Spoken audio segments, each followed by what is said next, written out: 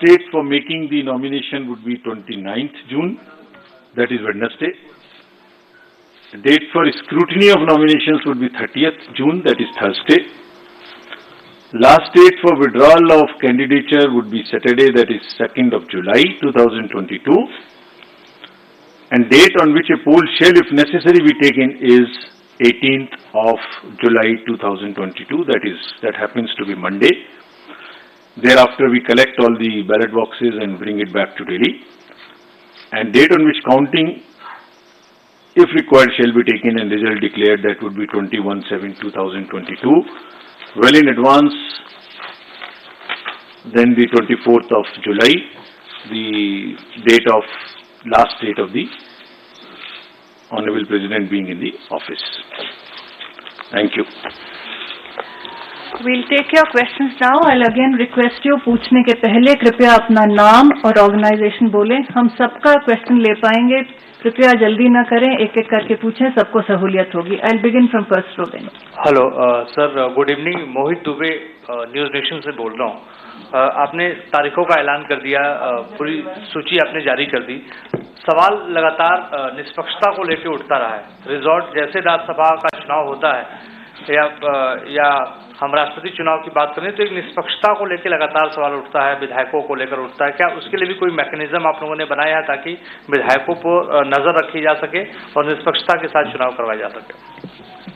जैसे मैंने आपको अभी अपने संबोधन में बताया, इसमें 3-4 चीजें हैं.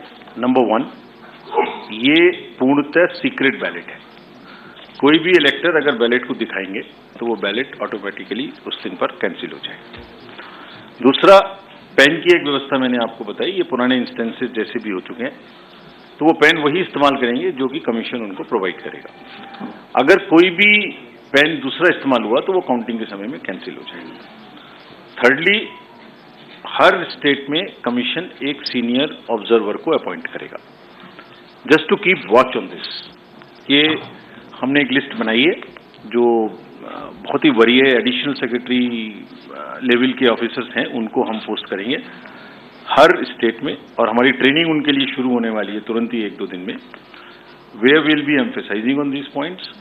और कमीशन का कंबाइंड, पूरे कमीशन का ये रिजॉल्व है कि कोई भी अनएथिकल प्रैक्टिस इस सबसे बड़े ऑफिस के चुनाव में कहीं से कहीं तक नहीं होनी चाहिए. और वो अगर होती है और इस तरीके की कोई भी इंस्टेंस सामने आती है, it will all be videographed also. अगर इस तरीके की कोई इंस्टेंस सामने आती है तो that itself, as I mention, is a ground for an EP and even a cancellation of the election. Neeraj news 18 India से एक सांसदों के वोट का मूल्य क्या होगा, क्योंकि जम्मू कश्मीर में विधानसभा नहीं है तो इसलिए सांसदों के वोट का मूल्य घटा है. दूसरा सवाल स्पेसिफिक है, कल राज्यसभा के चुनाव है. राज्यसभा में जो लोग जीत कर आएंगे वो भी राष्ट्रपति चुनाव में वोट करेंगे. कल 4 राज्यों में जहां वोटिंग होनी है राज्यसभा चुनाव के लिए, वहां फ्री एंड फेयर इलेक्शंस हो, खरीद फरोख्त न हो, क्रॉस वोटिंग न हो. इसके लिए चुनाव आयोग की नजर कैसे इन 4 राज्यों पर लगी हुई है, ये जानना चाहेंगे. आपके प्रश्न के 2 पक्ष हैं. पहला कि एमपीज के वोट की वैल्यू क्या होगी, तो वो वैल्यू है 700 पर MP. This was 708. It has been changing in all the elections, sometimes 702, sometimes 708, this time it will be 700. So this is one part. दूसरा पक्ष आपने कहा कि जो राज्यसभा के चुनाव के बारे में, तो ये मैं पहले ही आपको अपने संबोधन में बता चुका हूं कि 55 सीट्स पर राज्यसभा का चुनाव हुआ है, जिसमें से सिर्फ 4 जगह बची हैं जहां पर कि चुनाव होना है. वहां से बाकी अनकंटेस्टेड कैंडिडेट्स ऑलरेडी डिसाइड हो चुके हैं. कल हरियाणा, राजस्थान, महाराष्ट्र और कर्नाटका में राज्यसभा का चुनाव है. हमने 4 जगह में स्पेशल ऑब्जर्वर्स अपॉइंट किए हैं और पूरे प्रोसेस की वीडियोग्राफी होगी. और जैसे मैंने पहले बताया था कि जो भी चुनाव जिनका भी टर्म खत्म हो रहा है राष्ट्रपति जी के चुनाव के डेट से पहले, उन सबका नाम इलेक्टोरल लिस्ट में ऐड होके सप्लीमेंट्री लिस्ट जिस दिन पर डेट खत्म हो रही है उसी दिन के हिसाब से सप्लीमेंट्री डेट्स इशू होंगी और उनको हम अपनी वेबसाइट पे भी डालेंगे and then it would be available to everybody to see the day the date comes when they are kind of the vacancies happening on that particular. Rajiv ji sir Sanjay Sharma हूँ India news channel से। मेरा सवाल है sir, क्या सभी प्रदेशों के विधायकों के वोट समान होंगे या किसी स्टेट के विधायकों के वोट अलग अलग होंगे? क्या सबसे ज्यादा किसी स्टेट के विधायकों के वोटों की कीमत अलग होगी, वैल्यू अलग होगी, और सबसे ज्यादा किस स्टेट की होगी और सबसे कम किस स्टेट के विधायक की वैल्यू होगी? देखिए, जो प्रश्न आप पूछ रहे हैं इसका मैंने एक अपेंडिक्स है जो अभी आपको किताब बाहर भी आप ले सकते हैं, ये अपेंडिक्स है। तो दिस इज अपेंडिक्स नंबर 1। तो जो मैंने आपको बताया था कि एमएलएस की टोटल वोट्स की संख्या है 5,43,231। उसमें किसके कितने वोट की वैल्यू है वो स्टेट वाइज आपको दी हुई है। कितने उसमें एमएलए गण हैं और कितने उनकी वोट की वैल्यू है वो दी हुई है। अब प्रश्न उठता है ये किस प्रकार से कैलकुलेट होगी।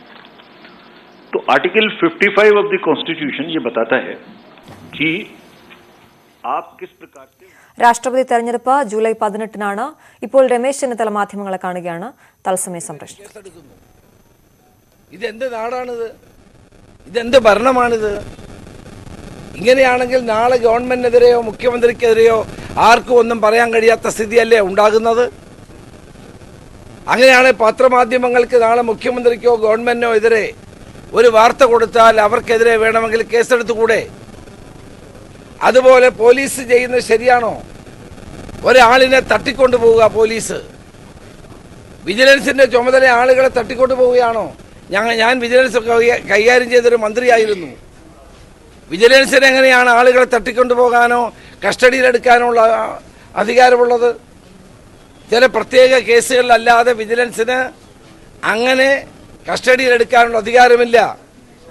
6 മാസക്കാലമായി ആരും അന്വേഷിക്കാതിരുന്ന ഒരു കേസിന്റെ പേരിലാണ് ഒരാളിനെ പോലീസ് തട്ടിക്കൊണ്ടു പോകുന്നത്. എന്നിട്ട് ആ കേസിനെ പറ്റി ഒന്നും ചോദിക്കുന്നില്ല, മറ്റു കാര്യങ്ങളാണ് ചോദിക്കുന്നത്. അപ്പോൾ ഇതെന്താ പോലീസിനെ ഉപയോഗിച്ചുകൊണ്ട് ഗവൺമെന്റ് അധികാര ദുർവിനിയോഗം നടത്തുന്നു. പോലീസിനെ ഉപയോഗിച്ചുകൊണ്ട് ആ കോടതിയുടെ മുമ്പാകെ 164 കൊടുത്ത ആളിനെ ഭീഷണിപ്പെടുത്തുന്നു. പോലീസിനെ ഉപയോഗിച്ച് സർക്കാർ അധികാര ദുർവിനിയോഗം നടത്തുന്നു എന്നാണ് പ്രതിപക്ഷ നേതാവ് രമേശ് ചെന്നിത്തല പറഞ്ഞത്. മറ്റു വാർത്തകളിലേക്ക് എത്താം ഇടവേളയ്ക്ക് ശേഷം.